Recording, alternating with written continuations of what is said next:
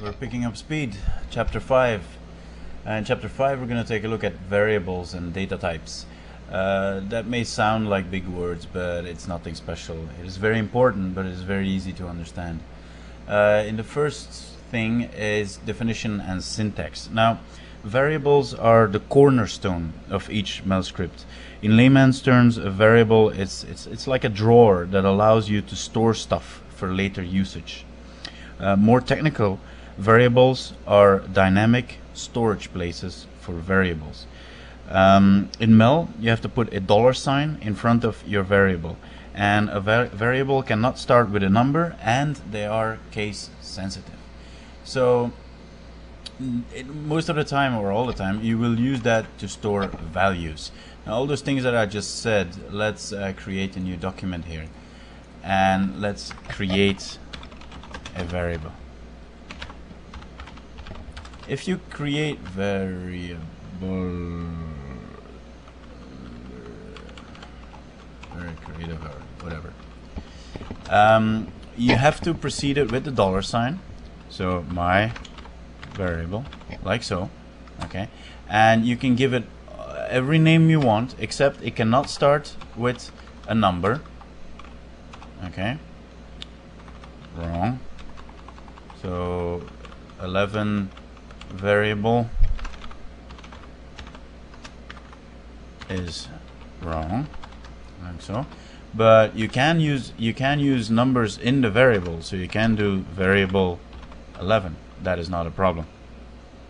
Okay. You see that I have to precede my variables with the $sign, and normally you always precede that also with the data type. I'll explain in a second what the data type is. Variables allow you to make your script very dynamic. Like I said, it is a place to store values. Okay. With dynamic, I mean the following. I have a little example here. Let's say that you create some objects. Okay, so I create a polysphere, I create a polyplane, and I create all these things. Okay, if I open up my outliner, you will see that I have quite a bit of stuff in here. And let's select some objects. Let's select the first three and store the selected object in a variable. So I create a variable. When I create a variable, I have to tell Maya what kind of values I will store in the variable. In this case, it will be a string. A string means a collection of numbers, or a collection of characters. Sorry, not numbers, characters. Can be numbers, can be letters. I will explain in a second all the data types, but you have to tell Maya what kind of stuff, what kind of values you will store within the variable. Otherwise, Maya is going to get confused.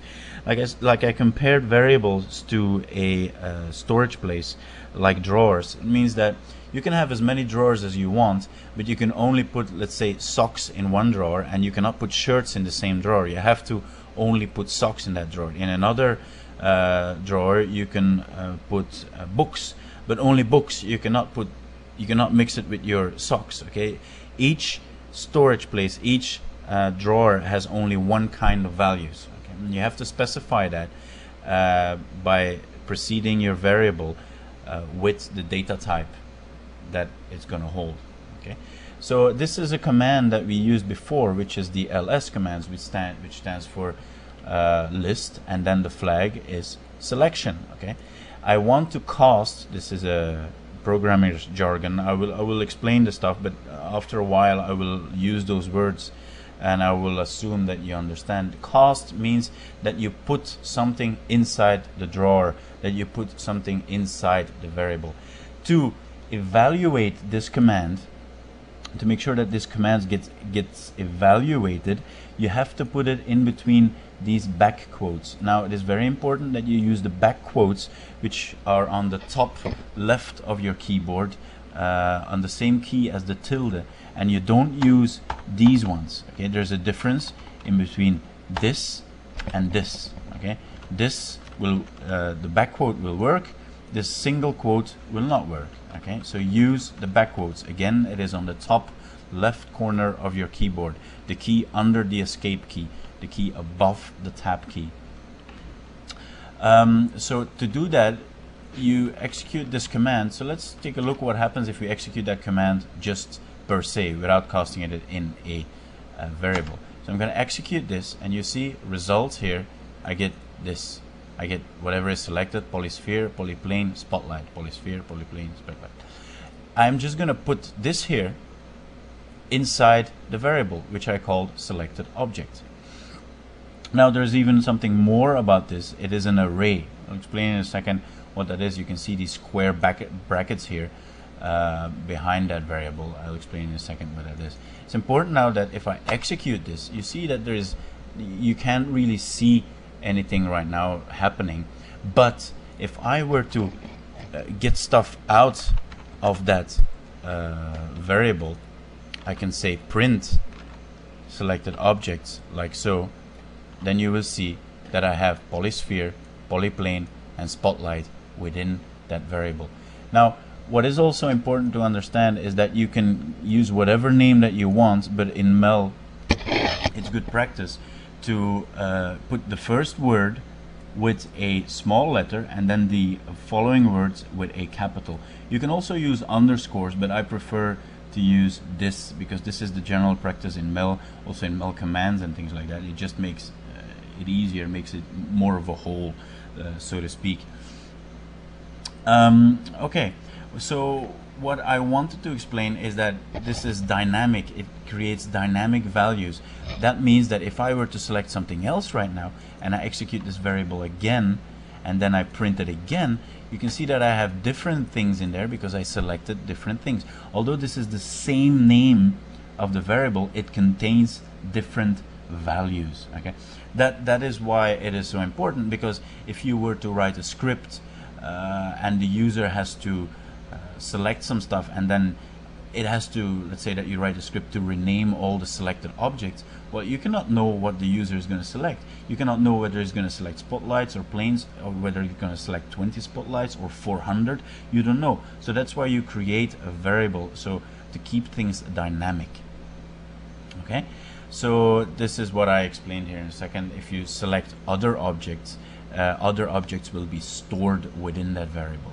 So important to understand is that if you want to cast things, a command inside a variable, you have to put it in between these back quotes. Okay, and a variable is dynamic because in this case, if you select something else, then something else will be stored within that variable. Now you have let's discuss data types. Okay, data types are nothing more than values and specific kind of values. Let's take a look at all of them. So let me jump to Maya and let's create. Okay, you have a couple of data types. You have integers, the short for that is int. You have floats, short for that is float. Vectors, vector. Strings, string. And arrays is basically several of these together. Okay, but let's discuss them one by one. Integers are numbers without a fractional part. For example, 5 or minus 20 or 1000 or 0. Okay, integers are numbers within a fraction, without a fractional part. If you want to declare an integer in a variable, you go int and then you go for the $sign and you say my int variable, like so, and then you just put whatever you want in there, like so. Okay, then the next one are floats or floating point numbers. Okay, floating point numbers are numbers that have a fractional part. For example, 3.1, 4, blah, blah, and so on. 2.0. Okay, so there is a fractional part in here, minus 6,582 point. Okay, so that are floating point numbers, floats. If you were to create a variable, you say float, and then you say my float variable, like so, equals 1.2. Okay, then vectors. vectors are a triple of floating point numbers. They are floats separated by commas, and what is important is that the syntax requires you to put them in between these brackets. So floats, let's take an example first. Why is this very important in 3D? Well, because a lot of things are three values, namely x, y, and z, for example, directions, or RGB. So that means that you could have 12, 45, yeah, like so, something like that. Okay, I will do this for you. I will create it into floats if there is no fractional part, but you know, this is a vector. Mind, the syntax is you have to put them in between these triangular brackets. Okay, so if you were to create a vector variable, you do that like this: my vector variable, like so, and then you have to put them in between brackets, and you separate them by commas, like so, and you terminate with a semicolon.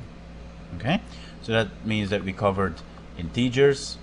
Oops, there's a spelling mistake here. We covered integers, we covered floating point numbers, we covered vectors, and then the last one that we will cover, or the second to last one, is strings.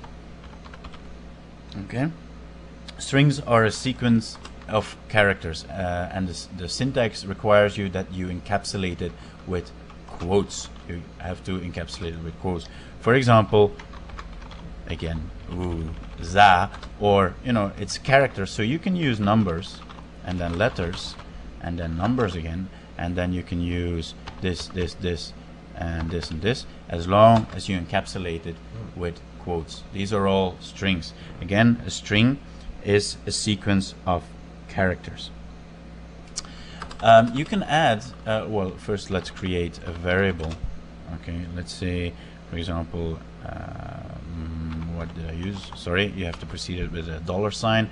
My string variable, like so. Obviously, Mel is fun, like so, and terminate it. Okay, so that are strings.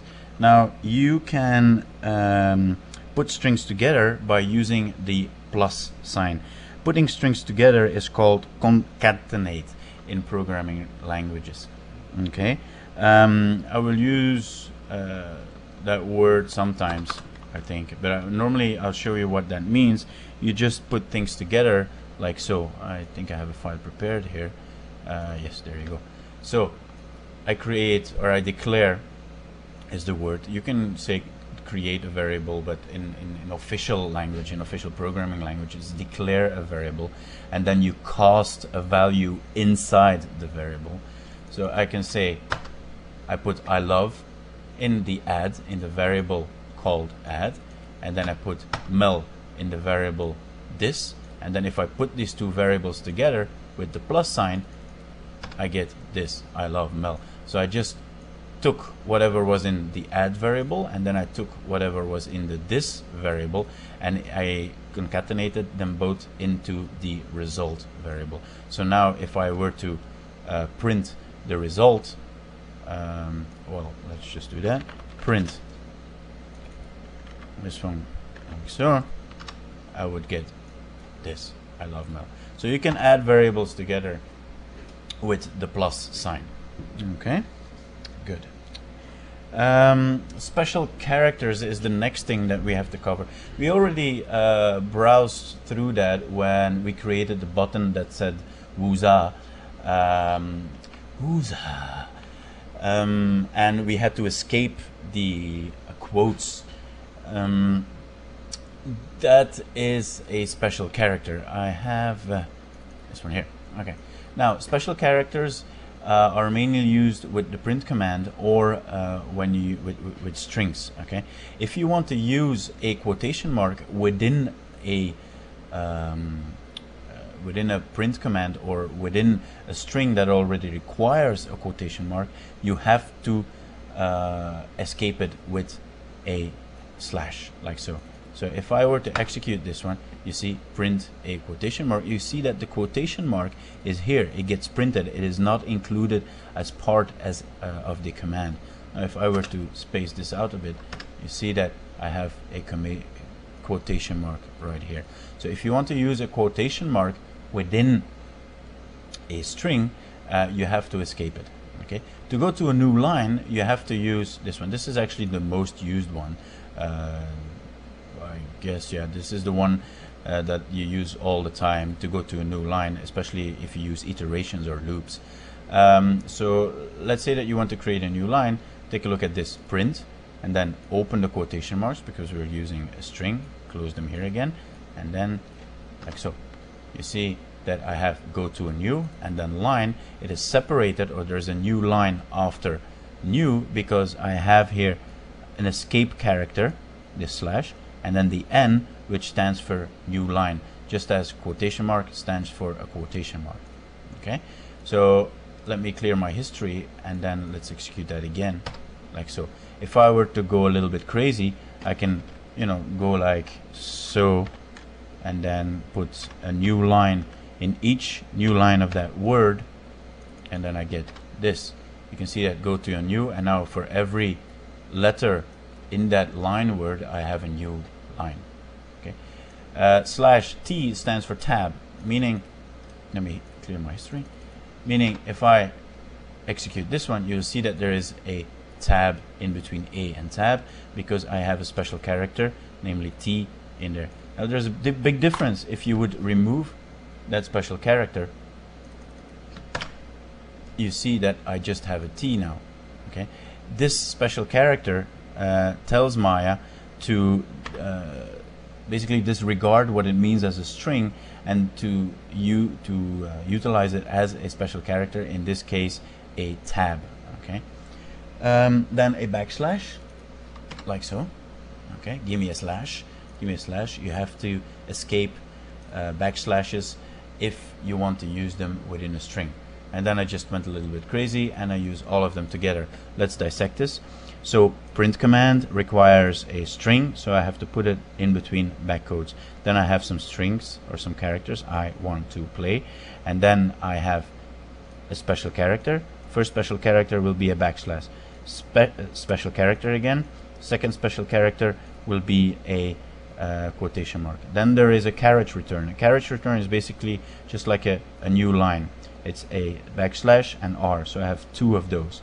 Then I have a new line and I have a backslash. Okay, so again I have a backslash here, and then a new line, and then I have some more characters. So I get this. So I want to play, then I have a backslash, which is specified here. I have a quotation mark, just specified right here. Then I have a new line or a carriage return. I have two of them actually. I have a carriage return here. Then I have another slash, which gets specified here. And then I have a new line again. So I go to a new line because I have the new line character here. Okay. This is a bit dry, I realize that, but we need to get some theory in, and then we can start using it. Okay, the next thing which is very important is arrays. Okay, an array is a variable like a normal variable, except it can hold more than one it can hold more than one value.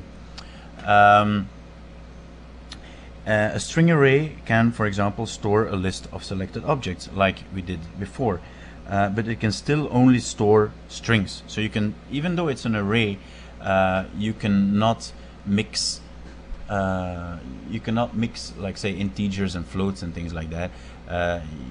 You have to stay within the same data type. You can declare an array. You have to declare an array like so I'll just add this here.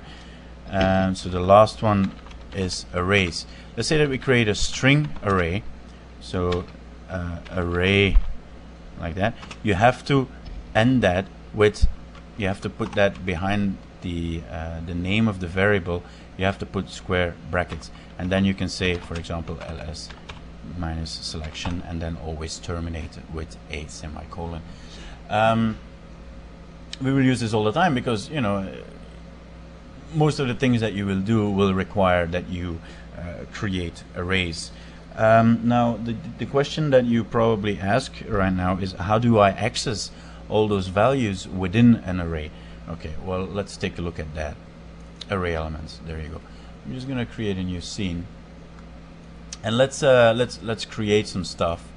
Let's create some spheres and duplicate them. Okay, so I have about 4 spheres here, and then I'm going to select all the spheres like so, and I'm going to cast the selected objects in a string array called selected objects. Okay, again, let us dissect this a little bit. I have my data type. I have to declare it. It is strings because if you select objects, it is basically a group of characters that you will put together, and because I have selected more than one object, it has to be an array. So it is a string array. I have my $sign, I have the name of my variable, and then because it is an array, I have to put the square brackets around it. Then I have to cast something inside that variable, and to make sure to execute that command and put the result of that command within that variable, I have to put my command and its flags in between the back quotes. Okay, there you go. So that stuff is inside the array right now. Now we can get the size of the array.